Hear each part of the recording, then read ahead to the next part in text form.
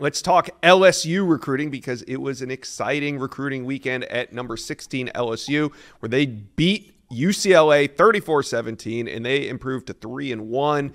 Big news of the weekend was five-star defensive lineman, the number one player in the 26 cycle, Jakeem Stewart. He shows up in Baton Rouge.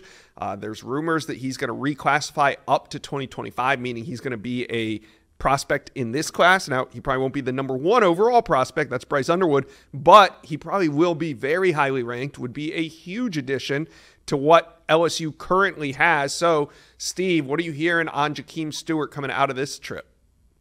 Well, coming into the season, source around Jakeem Stewart was pointing towards Ohio State and USC being in great position. But you and I both know that LSU is going to be a major factor in this one when it comes time to make a final decision. And he's been to Death Valley several times. He camped with Bo Davis and the LSU staff in the summer, had a great experience, feels like Bo Davis can bring the best out of him. It was obvious he had a really good time on Saturday watching LSU beat UCLA. Frank Wilson does a great job recruiting these in-state players.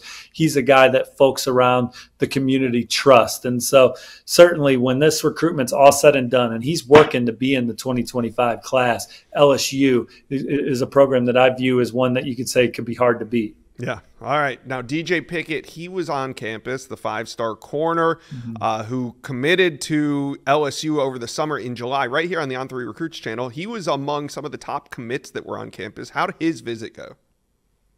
He had a great visit. Loved being around the commits, loved being in the locker room, got a chance to spend some time with Brian Kelly. Look, DJ and his family say all the right things. 1,000% committed to the Tigers. He'll be back for the Oklahoma game. He'll be back for the Alabama game.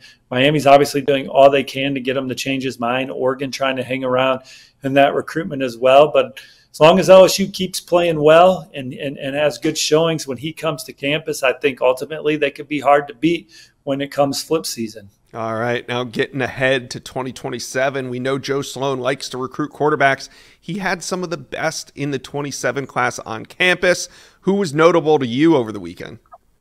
Yeah, the number one quarterback in the country, Elijah Haven, was there. His dad, Kwame, spoke to him afterwards. They've been to LSU several times.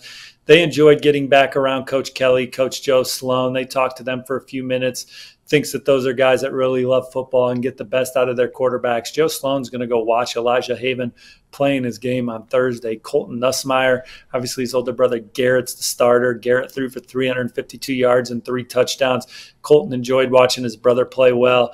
Had a great time in that Death Valley atmosphere. He's going through his own process, so we'll see what happens. But obviously LSU is high on his list. And then Trent Seaborn, state champion out of Alabama as a freshman last year. He, too, got a lot of time with Coach Sloan and Brian Kelly. He says that they make him feel like a priority, likes the way LSU develops their quarterbacks and the offense that they play in. So LSU at the top, near the top for all three guys very early in the cycle. But you know that anytime Joe Sloan's on your staff, he's going to have an authentic relationship with all the top quarterbacks that he's interested in, and that is the case with these three and their families.